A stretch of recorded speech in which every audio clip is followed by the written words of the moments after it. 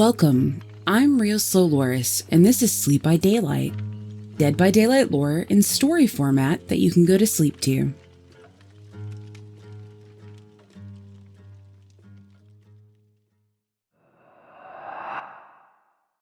Memory 1746. He moves through the death and decay of the void. He doesn't remember his name. Everything's a blur. He feels pain in his stomach, in his arms, in his veins. He needs to find one of those flowers. The nectar, the sweet serum that gives strength. Strength for what? He remembers the killers, experimenting on them. Why? Why was he experimenting on them? He doesn't remember. He caused a lot of suffering, but he doesn't feel remorse. He doesn't even know if he should feel remorse. He doesn't feel anything but an ache in the pit of his stomach for power. Memory 1747. He has flashes of the doctor, his screams, his agony, turning the tables on him, experimenting on him like he had done with so many others.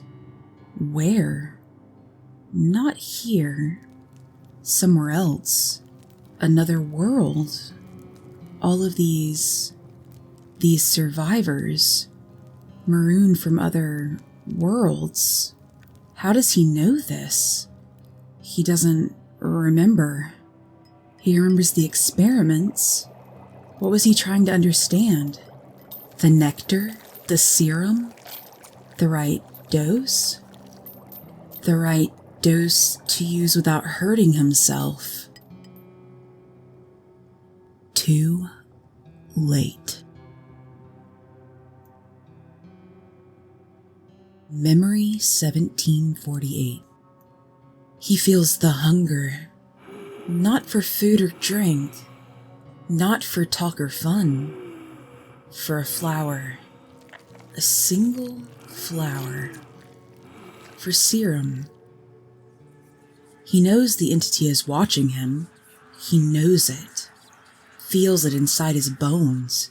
He doesn't want to be snatched for another trial, to suffer or cause suffering. And to what end? The great horrible mystery of it all. He wants to understand this place. He does, but he senses that to know, to really know, would drive him mad. Madness. That's what this place is, the embodiment of madness. He doesn't want to be pulled into another trial. He wants to return home. He must return home. That's why he was studying the serum. It gave him insight. Insight to what? He doesn't remember.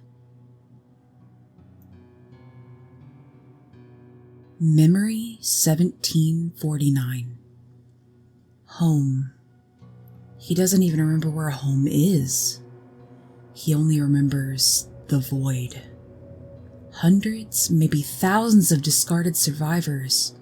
Not dead, not alive. Something else. Alive, but dead inside? Burnt, emotionless, useless to the entity. He remembers rising from the void, finding a flower. Had this flower been his salvation? Had the flower been his way out? He falls to his knees and shouts at the abyss, and the abyss answers with silence. The silence is so deafening it hurts. He buckles over, climbs to his knees. He needs serum.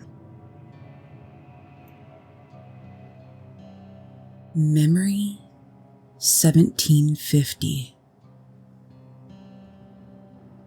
He's lost. He doesn't know where he is. He sees things like tentacles reaching out for him from the fog, and he knows they're not real. None of it is. He's losing his mind, if he hasn't lost it already.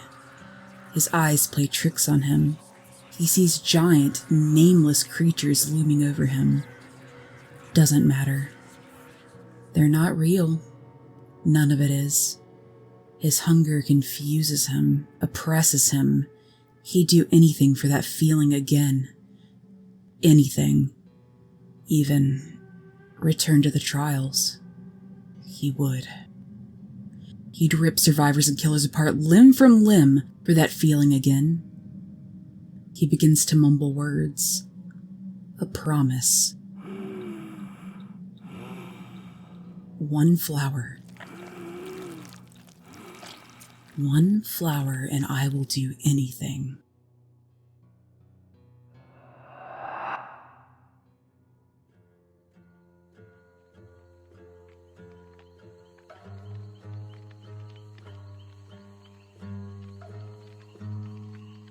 If you enjoyed this content and you'd like to hear more from me, maybe consider following or subscribing with notifications on.